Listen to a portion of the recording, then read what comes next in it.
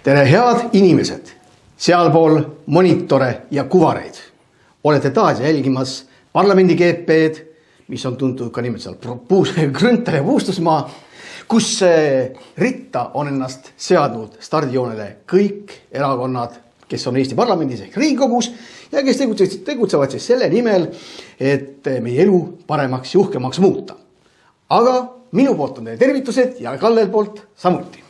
Noh, ega mul ka midagi muud üle ei jää, kui tuleb öelda ilusat päeva või ööd, kuidas keegi parajasti seda saadet vaatab, aga tervitused teile kõigile ja tervisi teile kõigile.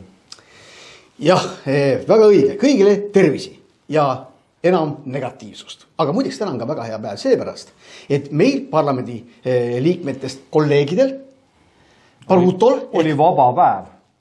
Parutol ehk Kaido Höövensonil ja Andrei Korobeinikul on sünnipäevad, sealjuures Andrei Korobeinik saab 41 aastat vanaks ja Paruto saab 37 aastaseks. Nii et meie poolt neile ka õnnitlused ja mitte ainult neile, vaid loomulikult kõikidele sünnipäevalastele, kes on sealpool ekraani. Samamoodi, kui Paul lubab mul anda ka personaalsed õnnitlused edasi meie Riigikogu liikmetele ja muidugi ka kõikidele neile, kellel siis saate vaatamise ajaks on täitunud järgmine aastanumber või siis on see juba saabunud lähipäevil, siis ka takkajärgi õnnesoovid teile. Ja muidugi, kui rääkida, et elu ei ole alati mitte üheülbaline ja ainult rõõmus, vaid nagu teatrimask on kord õnnetu ja kord naeratav, nii on ka elu kord õnnetu ja kord naeratav, et on ka täna mõnes mõttes ka kurvad päevad. Näiteks on täna see päev, kui lahkus hea ja kuulus meie armastatud kirjanik August Kailit ja muideks suri ka Pontius de Accardier.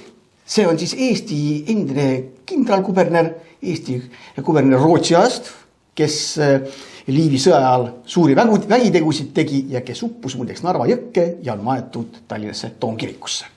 Aga head inimesed, me läheme nüüd edasi oma klassikalisel moel, et ennem seda, kui me asume vaatama tulevikku, seda, mis ootab teid nüüd algaval nädalal, ehk siis esmaspäevast kuni neljapäevani parlamendi elu juures, viskan pilgu korraks tagasi ka mineviku peale, ehk siis möödunud nädala peale. Ja möödunud nädalaga muidugi on see asjaolu, et meil teatavasti parlamendis istungeid ei olnud, aga see ei tähenda, et poliitiline elu oleks seisma jäänud. Midagi jäi meil ikkagi meelde ja me saame ka midagi meelde tuletada natukene, mis mulle ja mis on ka Kallele meelde jäänud. Minule jäi kõige rohkem meelde loomulikult see, et tagasi kutsuti või tagasi astus kultuuriminister Anneli Ott. Aga sinule, Kalle? Noh, minul on hea meel selle üle, et Eestis on kuritegevus otsa saanud. Pärast seda, kui politsei käivitas oma patrullidele ja eriüksuslastele sellise operatsiooni nagu mask, ei ole meil enam narkoärikaid, ei ole meil enam liiklusrikkujaid, ei ole meil enam relvakaubitsejaid, salaalkoholimüüjad, salasigarettide müüja, vaid on järgi jäänud üksikud seaduse rikkujad, kes ei taha kanda maski siis kaubanduskeskustes. Ja minu meelest kõige õudsam oli ikkagi see hetk, kui ma nägin videosalvestise pealt seda, kus siis maski kandmise nõudmise rikkumise ees, kus mask oli tegelikult ees, aga nina juhtus kogemata väljas olema, tassiti siis noor ema politseiautosse kahelt poolt kinni hoides, kahe meeste rahva poolt ja siis see õnnetu lapsukene, kes oli seal vankris, siis sõidutati siis naispolitseiniku poolt sinna järele.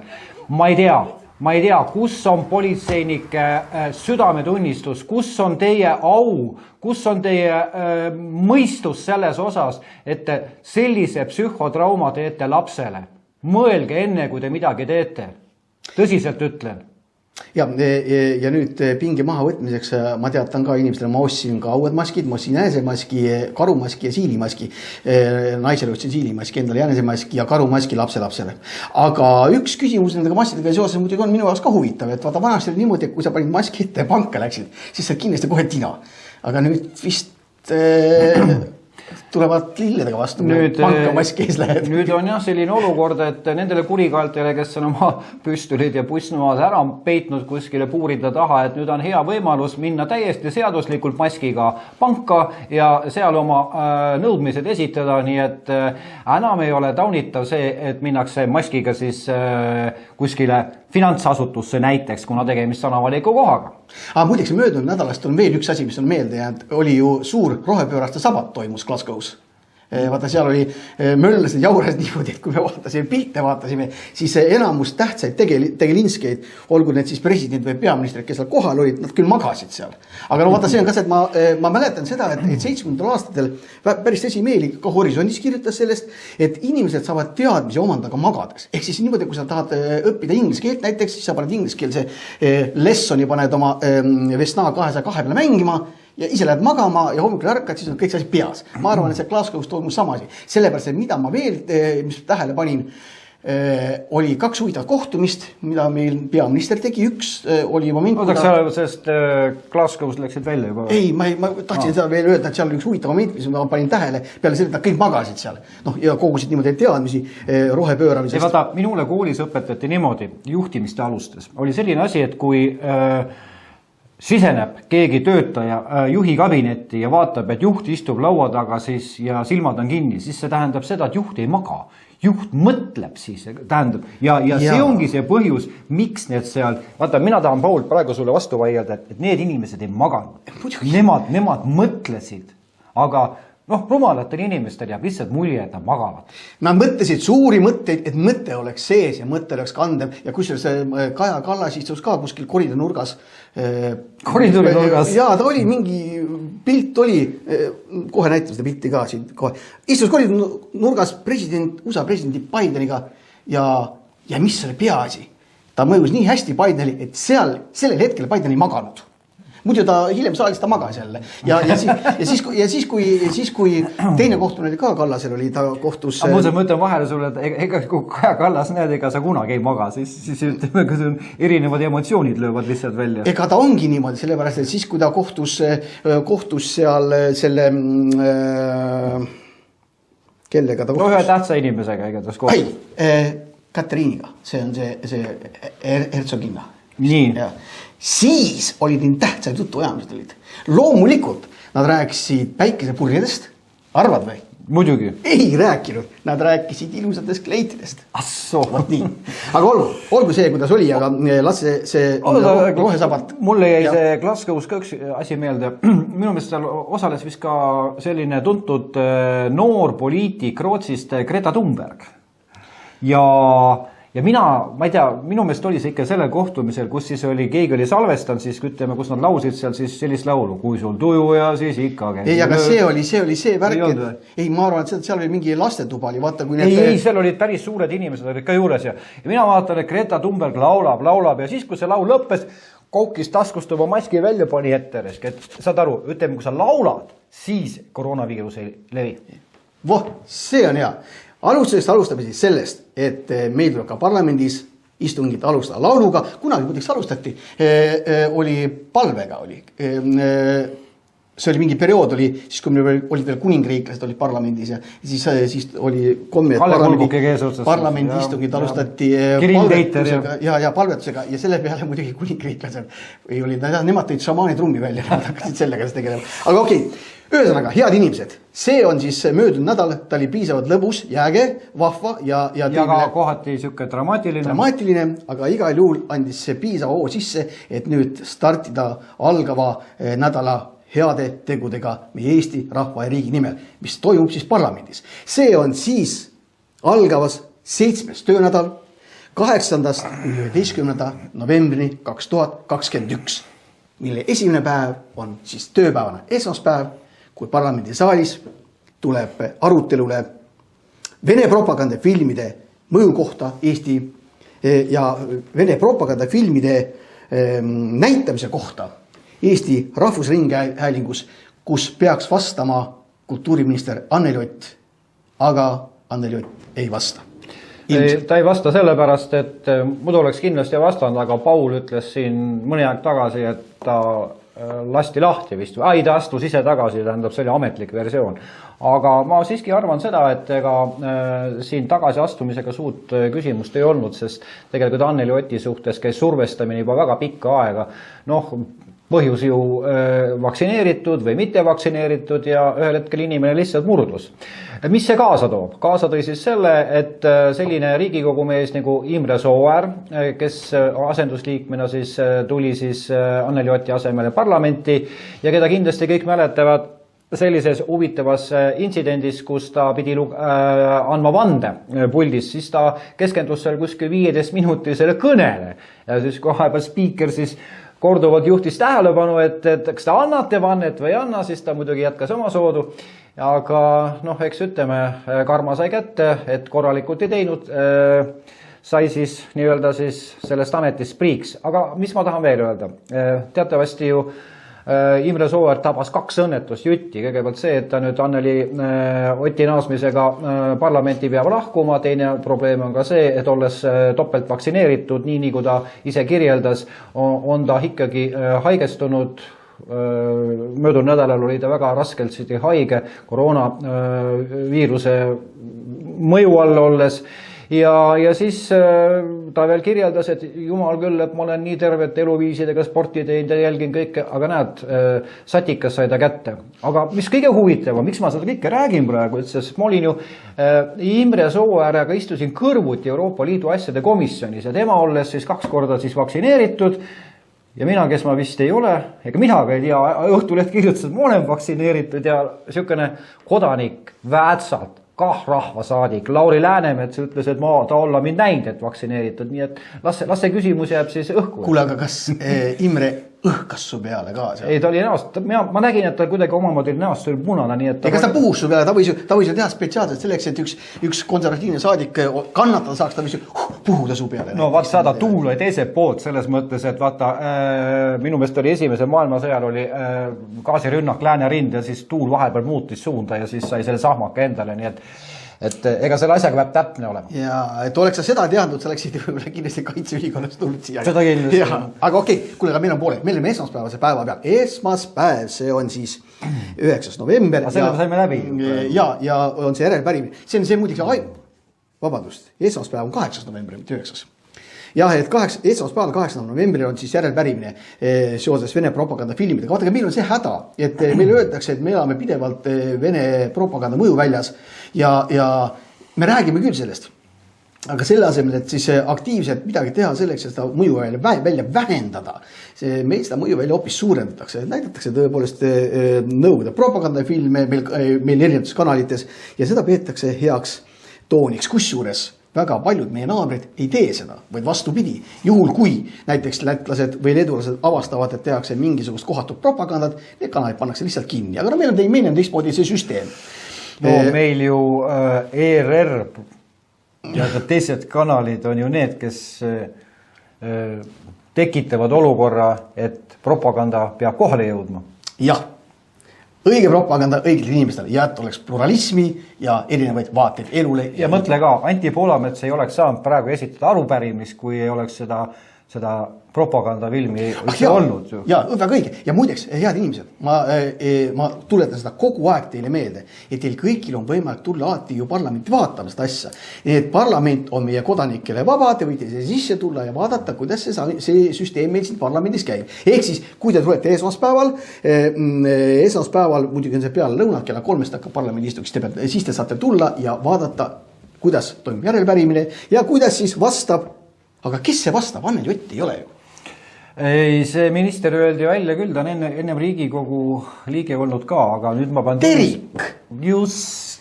Arvad, et Terik isiklikult tuleb kohale. Aitäh, Paul, aitasid välja. Mul oleks väga häbis, see oleks praegu, et poleks suut ministrit nimetada suutnud. Läheme edasi. Anneli Ott langeb välja, kirjutame tema asemele Terik.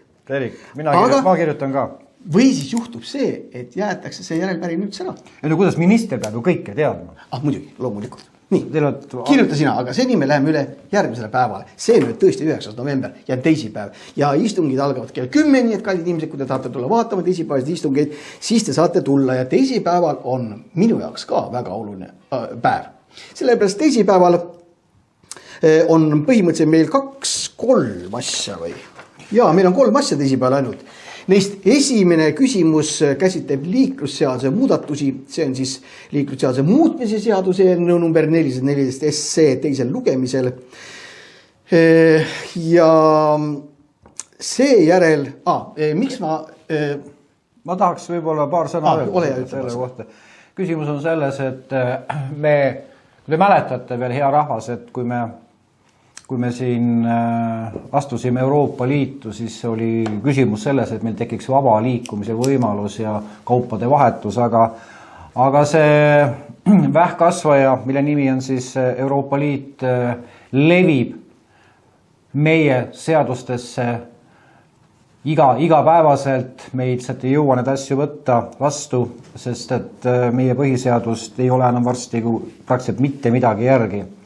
Ja milles on probleem? Eelnõuga võetakse üle siis Eesti õigusesse direktiiv, mis näeb ette muuta teemaksude tasustamine Euroopa Liidu siseselt mugavamaks, sealjuures kehtestatakse piiriülese teabevahelise regulatsioon teemaksude tasumata jätmise korral.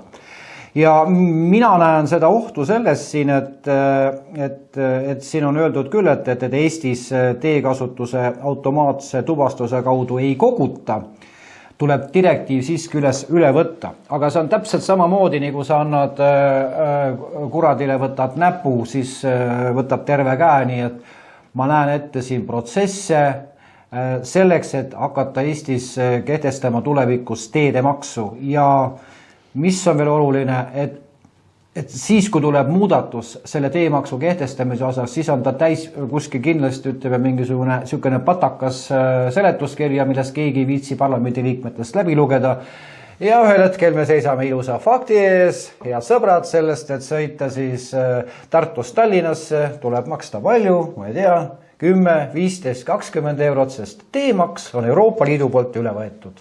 Ja eks ta olegi jälle niimoodi, et selle juures on ka minu jaoks alati häiriv asjaolu see, et mitte meie ise jälle ei saa midagi välja mõelda, et meie ise ei saa midagi kehtestada, me ise ei tea, mis on hea ja mis on halb, vaid me peame ära ootama, kui onus Brüsselit siis ütlevad seda, et see on hea direktiiv, võtke see üle. Ja siis võetakse direktiiv ikkagi niimoodi üle, et mitte, et direktiiv on olemus, et me saaksime seda ka niimoodi üle võtta, et me selle direktiivis antud suuniste alusel ise töötame oma seadusandlust välja, vaid ei, meil ju võetakse otse, tõlgitakse ka otse ja siis meil tuleb kindlasti mingi poolnapaka sõnastusega mingisugune asi, mida me siis peame hakkama rakendama omaenda Eesti oludes ja mis on tegelikult võõrama seadus, võõrama juhtide käest meile. Ja tegelikult ma tahaksin, Paul, kui sa lubad mul rääkida samal teemal, aga natuke teises kontekstis, et küsimus on selles, et Eesti põhiseaduse järgi võtab seadusi vastu parlament, aga selline jubedus, mis on loodud siia juurde, on Euroopa Liidu asjade nõukogu, Euroopa asjade liidu komisjon, kuhu ka kuulun mina, kus siis valitsus käib nõusolekuid küsimas erinevate tegevussuundade jaoks. Ja vaat siin ongi nüüd siia koer maetud, ehk Euroopa Liidu asjade komisjon otsustab ja annab loa valitsusele neid tegevussuundasid rakendada. Ehk siis, kuigi meil on põhiseaduse järgi ühekojaline parlament, siis antud asjade puhul on tegemist ikkagi kahekojalise parlamendiga, sest mina ei ole nüüd päris ka õigusteadlane, aga ma julgen küll väita, et siin on mindud põhiseadusega vastuollu. Muidugi, siin on ka üks selline moment on tuleviku jaoks olemas, et kui nüüd ühel hetkel siin kannatuse karikas Eesti rahva saab täis ja me soovime lahkuda, siis on alati väga hea öelda, et vabandust, et Euroopa Liidu asjade komisjon ei ole see komisjon, mis võib anda nõusolekuid teatud toimingute tegemiseks valitsusele. Ehk ta on tegemist põhiseaduse vastase moodustisega, millega meil ei kaasne, ma ütlen lihtlabaselt praegu juriidilises mõttes mingeid rahalisi kohustusi, mis muidu takistaksid meid Euroopa Liidust lahkumiseks.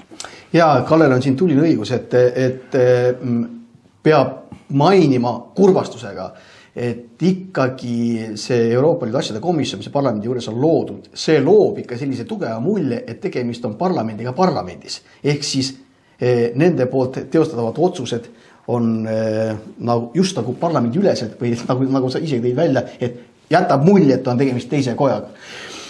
Jah, aga eks meil kunagi ka pakuti Eestis välja kahekojaline parlament ja võib-olla on see ka mõttekas, aga ma ütlen isegi sellisel juhul, kui me rahvas otsustaks kahekojalise parlamenti. Ei, ärme teeme seda. Siis ei ole see mitte mingil juhul ei saa olla Euroopa Liidu asjade komisjon. Võiks olla midagi sarnast. Näiteks ütleme, et kohalik omavalitsuse rahvas on ühes kojas on ju ja üleriigis valitud. Siin nad muidugi apelleerivad sellele, et volitusnorm on antud siis Euroopa Liidu asjade komisjonile, aga et selles peaks nagu piisama, aga ma kujutan ette, et kui näiteks Eesti parlament annab Paul Puustusmaale volitusi vastu võtta näiteks ütleme alkoholiseadus, eks ju, mingisugune muudetud kujul ja siis ka edaspidi siis juba tubakaseadus ja siis juba maski kandmise seadus ja siis ka ütleme digitaalse tervisetõendi seadus ja Paul võtab vastu need. Ja, aga mulle on antud üks volitus küll. Ja see on väga tugev volitus, mille andis mulle EKRE fraktsioon ja oma fraktsiooni esindajana puldis teise päevakorrapunktiga. Või ta on vist ikka teine päevakorrapunkt. See on 416 SC. Selle volitusega ma olen puldis. Ai, Paul on kaval. Paul on kaval. Ma pean ütlema seda. Paul on kaval, kui libedalt ta tegi selle asja praegu ära, kus tema nime mainimise puhul läks ennast siis kiitma, kui tähtsa asja ta on esitanud. See on sinu välja töötatud asi muidu. Seda küll, aga tegemist on ikkagi fraktsiooni toetusel esitatud, tegemist on fraktsiooni eelnõuga. Ja teate, see on väga oluline eelnõu. Vähemalt meie konservatiivide arvates. Nimelt on selline küsimus tõusetunud ülesse, et miks pärast on Eestis kõikide erakondade liikmete nimed avalikustatud avalikus registris. Ehk siis esimese hooga tundub, et see ei ole nagu mitte midagi erilist, aga oma olemuselt on tegemist põhiseaduse vastase asjaga. Sellepärast, et see on vastuolus mitte ainult põhiseadusega, vaid ka tegelikult isegi Euroopa Liidu enda aktidega. Ehk see kurikuulsa EBRDG-ga või BRDG-ga, kuidas oli see andmekaitse üldmäärus, mille kohaselt on põhimõtteliselt keelatud avalikustada ilma inimese loata. Inimene peab andma selleks vabatahtlikult selgelt aru saada loa. Ilma inimese loata on keelatud avalikustada erinevaid tundlikke isikuandmeid. See puudutab nii terviseandmeid, see puudutab filosoofilisi vaateid, see puudutab seksuaalset enesemääramise küsimust ja see puudutab ka poliitilisi vaateid. Need on tundlikud isikuandmed. Ja igal pool mujal on ta keelatud. Ta ei ole avalik, vaid inimene peab andma. Aga meil on see asi avalik. Ja mis on veel kõige kummalisem? Et kui me hakkame vaatama kõiki Euroopa Liidu riike, siis on see avalik ainult 2 riigis, Eestis ja Lätis. Ma lisaks siia juurde veel ühe, võib-olla mõni ei mõista, et miks pärast siis ütleme, et Pauli erakondlik kuuluvus ei võiks olla avalik, oletame, kui ta ei oleks Riigikogus, aga ta muidugi on praegu Riigikogus. Et küsimus on tegelikult selles, et ma olen saanud päris mitmest omavalitsusest signaali selle kohta, et tahaks kangesti ära tulla EKRE-sse just nendel isikutel, kes töötavad omavalitsuses mingisugusel ametikohtadel, aga ma ei saa tulla. Ma ei saa tulla sellepärast, et siis ma kaotan oma töökoha. Ja ma võin öelda ka praegu seda, et EKRE-sse kuuluv Valdo Helmelaid, kes kandideeris siis Järva vallas vallavanema kohale ja kusjuures tegi seda oma kampaaniat väga hästi, nii et EKRE võitis põhimõtteliselt seal ka valimised, kuid muidugi teatavasti ennem siis ükskõik mis asi, aga EKRE mitte valitsuses ja Valdo sai just sellepärast oma tööandjalt põhimõtteliselt kinga, kuna ta kuulus EKRE-sse. Ja selliseid näiteid on hästi palju, kus inimesi kiusatakse tema maailma vaate pärast või suhtutakse inimestesse väga erinevalt ja diskrimineerivalt seoses sellega, et ta kuulub kas ühte või teise erakonda. Neid näiteid me teame küll. Muidugi on neid asju tuvastada väga raske, sellepärast et kui meie sotsiaalses suhtlemises tekib selline konfliktsituatsioon, kus inimese peale vaadatakse kuidagi ühte või teistpidi seoses tema erakondliku kuuluvusega, need asjad on väga raskelt välja tulevad, aga me ju teame neid on hästi palju. Ja nüüd on väga oluline rõhutada, et me räägime tegelikult lihtliikmetest, nendest tuhandetest ja veel kord tuhandest inimesest, kes tegelikult lihtsad liikmed, kes täna on võib-olla ühes erakonnas, homme tahavad olla võib-olla teises või taha üldse olla, aga jälgib neist maha. Ja iga üks saab vabalt vaadata, näed, see Mari Mets on, näed, see on vana keskerakondlane ja nii edasi. See on ebakohane. Ebaõige, ütleme täiesti vale asi. Ja ma rõhutan ühte nüanssi. Me räägime veel kord ainult lihtliikmetest. Sellepärast, et vaadake, kui inimene ikkagi ennast poliitiliselt ära määratleb läbi valimiste, et ta tuleb selle erakonna nimekirja, siis ta sel hetkel seal on ka. No võib-olla, et peale valimisi ta astub sealt välja, ja teda ei peagi olema avalik, aga sel hetkel ta ise deklareerib oma kuuluvust või sidusust teatud erakonnaga. Ja samuti need inimesed, kes on erakonna juhtliikmed, juhatuse liikmed, loomulikult nemad on nagunii äriregistris või mittetulundusasutuste ja sihtasutuste registris niikuinii üleval. Need lastad olla. Me räägime tuhandetest lihtsatest inimestest, kellel ei ole mitte mingit seost riigi juhtimisega, avaliku teenistusega, vaid kes tahavad lihtsalt olla inimesed ja kes tahavad lihtsalt erakonna. Küsimus on ainult väga lihtsalt, et see seadus püüab lõpetada poliitilise diskrimineerimise erakondliku kuuluvuse põhjal. Just, ja me ei pea olema jälle paavstimad ja ainsad Euroopa Liidus ja Euroopas üldse, kes selliseid asju teevad. No, aga läheme edasi. Jah, nii et see on oluline. Muidugi ma ütlen ka ära, et kuigi seda, mida ma räägin, inimesed väga paljud mõistavad, aga liberaalid ju ei saa lasta selle asja sündida, nii et ma usun, et liberaalid ründavad seda seisukohta ja ütlevad, et kõik tuhanded, kümned tuhanded inimesed peavad olema avalikult teada, mis on, nagu rõhutan, vastuolus põhiseadusega, vastuolus ka tegelikult Euroopa Liidu õigusega. Aga läheme edasi. Kolmandaks on meil, jälle, ma kohe ei saa, Euroopa Liidu ühise põllumajanduspoliitika rakendamise seaduse muutmise seadus. Ühesõnaga, mis on kurb, enne ma sulle kohe annan sõna, aga kurb on see, et me pidevalt teostame mingit poliitika ühistamist Euroopa Liiduga, kusjuures tegelikult põllumajanduspoliitika ühistamisega või ühetaoliseks muutmisega me oleme püsti ära saanud kogu see aeg, kui me oleme Euroopa Liidus olnud. Siiamaani Eesti põllumehed on rohkem diskrimineeritud kui näiteks Prantsuse põllumehed ja ükstapuha, kuidas me ka kõrvade peale käiks nende õigusaktidega ja ühildamisega Euroopa Liidus, me ei saa mitte kunagi nendega võrdsele tasemele. Seda lihtsalt tundub, et ei juhtu mitte kunagi kahjus. Ma pikalt ka ei peatusin, aga minu jaoks on see, mis me praegu siin, Paul siin rääkis, tegemist on ikkagi nii-öelda siis selle seletuskirjaga, millega on mis on ette valmistatud valitsuse poolt, aga küsimus on nagu selles, et ma juhin tähelepanu selle nimetusele. Euroopa Liidu ühise põllumajanduspoliitika rakendamine. Ehk siis põllumajandus eriti poliitika ei tehta, seal ikkagi kasvatakse kapsast ja kartulit ja muid asju Eestimaa peal ja siis ütleme seal võib-olla siis mingisuguseid muid siukseid kõveraid, kollaseid puuviljasid siis kuskil seal Portugalis või Hispaanias. Aga küsimus on selles, et ma ei kujuta ette, kuidas on kahe sellise erineva piirkonna nagu Eesti ja Portugal või Hispaania korral võimalik rakendada ühist põllumajanduspoliitikat. Muidugi siin võib olla ka, kui nüüd ütleme väljume sellest nii-öelda legaaldefinitsioonist, sest põllumajanduses, siis me võime kindlasti jõuda, nagu Paul ütleski, ütleme selle rahastamise küsimuse juurde, mida siis praegused valitsused ei ole praktiliselt mitte midagi ette võtnud selleks. Eesti oli Euroopa Liidu kõige kehvemini finantseeritud riik Euroliidu toetuste osas. Jah, kallis rahvas. Ja nüüd me läheme järgmisele päevale. See on kolmapäev. Kolmapäev, 10. november 2021. Istung algab kell 14.00. See on siis selleks, kui te tulete seda vaatama. Infotund, kus Kaja Kallas tõenäoliselt tuleb ja näitab oma nägu ja mitte ükski ei maga, isegi Biden ei maga. Õige. Aitäh sulle, Kalle. Tegemist on tõesti selle olukorra, see on tegemist kolmapäevaga, kus on kõigepealt infotund. Infotund algab kell 12, nii et see on ennem istungit.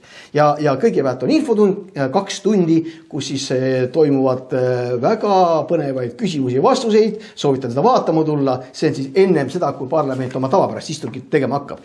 Aga peale infotundi on tõepoolest siis see tavaline istung. See on soojendus, seal aetakse, lased lihtsalt veri kuumaks endale, et sa saad ikkagi täie rauaga panna siis selle kolmapäevase päeva, võib-olla ka neljapäevase välja, et me ei tea, sest eelnõusid on meeletult ja kui ma vaatan siit, siis me peame kolmapäeval menetlema ära 24 seaduseelnõu. Alustame kell 2, 14.00 ja näis, mis kell me siis lõpetame. Ja ega see asi, et me seal kolmapäevasel päeval töötame poole ööni, see ei ole enam harv nähtus, see on üsna tavaline. Ja ega tundub, et ka seda korda võib täiesti niimoodi minna. Sellepärast, et nagu Kalle juba ütles, meeletult palju meil eelnõusid. Ja loomulikult kahjuks on ka väga paljud sellised eelnõud, mille kohta saab jälle öelda, et näed, kuskil keegi tegi. Aga sina tõsta lihtsalt käsi. See on jälle selline asi, kus meil tuleb vastu võtta Euroopa Liidu direktiivi või määrusega seotud mingisugused õigusakte. Nendeta meil ei ole pääsu. Ma isegi ei oska öelda, kui palju protsente meie nii-öelda seadusloomest, mis meie siin teeme, no me tuhkame neid teeme siin, kui Euroopa Liidus nad tulevad.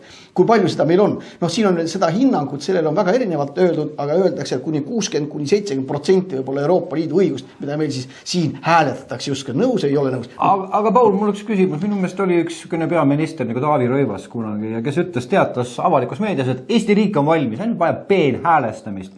Järelikult ta eksis siis. Ei, vastupidi, tal oli jumala õige. Sellepärast, et see peenhäälestamine käibki. Meil on niimoodi, et meil ei ole siin mitte midagi teha. Euroopa Liidust tulevad mutrikesed ja siis peenelt häälestad need paika. Paul, sa panid praegu 10-sse, esita ükskõik kui konksuga küsimusi sulle, sa suudad alati ära vastata.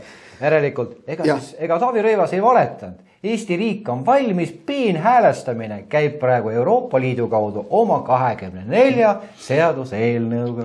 Direktiiviga, vabandust. Ja tegelikult ongi niimoodi, et kui rahvuskonservatiivid püüavad siin nii-öelda jalgu hakata trampima ja jonnima, siis paraku on niimoodi, et meie jõudu parlamendis on seniselt veel liiga vähe. Meil on ainult 19 kohta 101, mis meile väga tugevad poliitilist, aga muidugi, kallis rahvas, kui te meile rohkem hääli annate järgmisel valimistel, siis me saame võib-olla suurema protsendiga ja siis me saame ka tugevni jalgu trampida. Nii et loodame selles suhtes teie peale. Aga läheme nüüd eelnõu juurde. Ja esimene punkt on siis selline, et Vabariigi Valitsus, ma räägin Vabariigi Valitsus, on algatanud äriseadustiku ja raamatupidamise seaduse muutmise seaduse digilahendused äriühingu õiguses.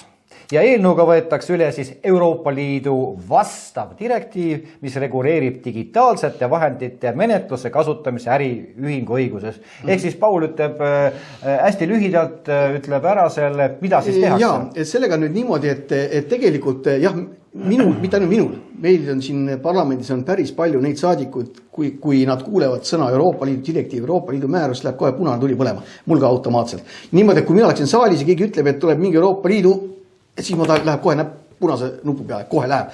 Aga siiski tuleb tunnistada, et mõnikord on Euroopa Liidus tuleb ka asju, kus võib vaadelda, kas see on ikka hea või ei ole hea. Ja antud juhul see sama 394 SC on minu jaoks niisugune kahe otsaga värk, et ma päris kindel ole, kas ta on väga üdini halb. Ja ma ütlen nüansi ära selle asja juures. Nimelt meil on praegu niimoodi, et kui välismaa äriühingud tahavad Eestis filiaale asutada, siis filiaalide asutamise puhul tuleb minna kindlasti nootari juurde. See on ajamahukas tegevus, aega kinni panna, nootarid on järjekorrad, maskid on ette panna, võib-olla mitu maski ette panna, on keeruline. Siis nüüd selle eelnõuga 394 SC püütakse sisse viia elektroonilist menetluskorda, ehk siis sellist asju näiteks saab teha elektrooniliselt läbi siis ID-kaarte või mis need on, need igasugused muud sellised dokumendid. Nagu ma ütlen, et see tundub, et see võib-olla selles nüansis ei olegi väga halb. Aga mina olen alati näen ikkagi halbu asju igal pool, siis mina ütlen selles mõttes, et see on minu hinnangul ohtlik. Miks on vaja välismaa äriühingul tulla siia mingit filiaali tegema, ehk siis ütleme, ta ju pumpab siit selle maksud, tulu pumpab välja ilusti, me teame pankade kaasusid küll ja küll, ja ühel hetkel lihtsalt filiaal haihtub või siis läheb pankrotti ja olles siit ilusa koore ära korjanud, ehk siis ütleme, sisuliselt me anname võimaluse välismaa tankistidele tegutseda siin Eestis ja püüa pärast sealt tuult väljas mingisugust osaühingut, mille nimi on Jumberlang Hamba. Jah, aga läheme edasi, järgmine punkt on 386 SC, kus on jälle Vabariigi Valitsuse algatatud raudteekonventsiooni ja selle lisade muudatuste heakskiitmise seaduse heakskiitmise. Vot see on nüüd selline seadus, mida siis Paul enne ütles, et vahel kohe päris head seadused tulevad, siis tema kohe tahab rohelist nuppu vajutada, aga see seadus on siis selline, mis mitte midagi ei muuda, tähendab, kõik jääb samaks, reisijate veod jääb samaks, taristu haldamine jääb samaks, ütleme, kõik maksud jäävad samaks, mitte midagi ei muutu, aga me teeme kõvat tööd, muide me räägime seda teist korda, sest üle-eelmine nädal jäi see lihtsalt jäeti menetlust välja. Et see on see asi, mis Paulile meeldib. Mulle ka muidugi, sest mitte midagi ei muutu, lõpuks ometi on niisugune asi Euroopas tulnud. Küsimus on selles, et kui on siin Riigikogus üsna tihti küsitud küsimust, mida te selle seadusega muuta tahate? Või et mida te siis teeb paremaks? Siis selle seadusega ei muutu mitte midagi paremaks, ei muutu ka mitte midagi. See on väga hea seadus. Jaa, aga me ikkagi tegeleme sellega. Me hakkame täna tegelema ja teisipäev, kolmapäev lõpetama. Ja me saame nüüd edasi minna järgmise eelnõu juurde. See on 4. ja Vabariigi Valitsuse algatatud ehitusseadustiku muutmise seaduse eelnõu 395. Muuseas, vahelevärk, Euroopa direktiivi laiendamine. No loomulikult jah, ega kui me räägime siis jälle Euroopa Liidu direktiivi, siis jälle kohe tahab minna näpp punase nupu peale, aga valgustad seda võttis? Minu meelest on see on nüüd selline asi, kus et siis reguleerimisala laiendati, siis selle tulemusel tuleb direktiiviga ette nähtud liiklusohutuse meetmed rakendada lisaks üle-euroopalise teedevõrgu teedele, mis on seni kohaldamisala, ka kõikidele põhimaanteedele ning nendele teedele, mis on siis kohaliku omavalitsus, näiteks Euroopa Liidu vahendite abil ehitatud avalikult kasutatavatele maanteedele. Aga mina näen siin vastuolu, ütleme siin põhiseadusega, sellepärast, et põhiseadus, mis reguleerib kohaliku omavalitsuse korraldust, ütleb, et kohalikul omavalitsusel on ainuõigus oma haldusalal tegutseda, iseseisvalt otsused vastu ja võtta ja nii edasi. Et ei tahaks nagu nõustuda, et siis meie põhiseadusega sätestatud õigusi hakkab mingi Euroopa Liit siis muutma ja reguleerimisala laiendama. Eks ta ole niimoodi, et siin tekib küll kahtlus selles, et kui tegemist on teise lugemisega, et võimalik, et mingi muudatusi tuleb, eks näib, aga kahtlus on, et siin mingisugune kohaliku omavalitsuse õiguse huvisfääri tungimine toimub ja seda ilma meie tahteta, vaid ikkagi jälle Euroopa Liidu hüvangust tulenevalt. Järgmine punkt, mida sa lugema hakkad, kui ütle pealkiri ära, et me ei eksiks. Nii. Kuues on see vist. Kus 6 on? Jaa, 6. 6 punkt on nüüd avaliku teabeseaduse muutmise seaduse eelnõu 409 SE, kus ettekandjaks tuleb meie tänane sünnipäevalaps Andrei Korobeinik. Ja tegemist on sellise, ma ütleks jälle sellise eelnõuga teine lugemine, mida me oleme siin Pauliga kõvasti kritiseerinud, et meie avalikud andmed saavad siis ka Euroopa Liidus kõigile kättesaadavaks, ehk siis ütleme, kui teil on mingisugune maatükid kuskil, et Euroopa Liidu tegelastel on võimalik siis neid andmeid vaadata ja tulla siia konkureerima, samuti on võimalik tulla siia ka ehitusettevõtteid, asju siin, mingid konkursid on osalema. Ja põhimõte on see, et põhjendus on see, et avaliku teabe laiem taaskasutavus võimaldab Euroopa ettevõtetel muuhulgas ära kasutada teabe potentsiaali ning toetades majanduskasvu ja töökohtade loomist. Minu meelest see seletuskirja see osa ütleb iseenesest ära, et võimaldab Euroopa ettevõtetel kasutada ära potentsiaali. Potentsiaal on milline, nad on kindlasti nad võimekamad nii majanduslikus kui ka muu võttes ja see tähendab tegelikult seda, et nad sekkuvad meie ettevõtete äritegevusse ja tulem on see, et Eesti ettevõtted, ma näen jälle asja negatiivses mõttes, tõrjutakse lihtsalt turult välja. Ehk siis Eesti ettevõtete jaoks on see äärmiselt kahjulik eelnõu ja ma ei mõista, miks peavad Euroopa ettevõtted kasutama ära meie teabet, meie potentsiaali, et meie ettevõtted saaksid normaalselt töötada. jah, järgmine kord, kui tulevad valimised, siis ma vaatan, kas ma saan äkki oma koera ka panna nimekirja, sellepärast et ta koer oskab mul käpaga ühte nuppu vajutada. Ja kuna meie seadused on eelkõige Euroopa Liidu direktiivi ülevõtmised, nagu te teate, siis koer saab selle hästi hakkama, kas valget või punast, värvi õpetama ehk selgeks. Sest järgmine eelnõu, mida me jälle käsitleme, 407 SE on pandi kirjaseaduse ja teiste seaduse muutmise seaduse eelnõu, millega võetakse taas üle Euroopa Liidu direktiiv. Mis sellegipoolest ei tähenda seda, et kõik nende igavete ja peaaegu mõttetud asjade ülevõtmise puhul rahvas igavuse pärast peaks ära surema. Me ei hakka selle peal peatama Euroopa Liidu värk, vaid ma tahan öelda, et meil on üks huvitav punkt tulemas kolmapäevasel päeval. See on 10. Jah, just nimelt. 10. punkt. Ja see on see, kus saali tuleb riigikontrolör. Janar Holm. Ettekanne 30 minutit. 30 minutit ettekanne, see on päris suur. Aga muidugi jama selles, et iga Riigikogu liige saab esitanud ainult ühe küsimuse. Nii et... See on kokku võimalik maksimaalselt 101 küsimust. Seda kindlasti ei tule.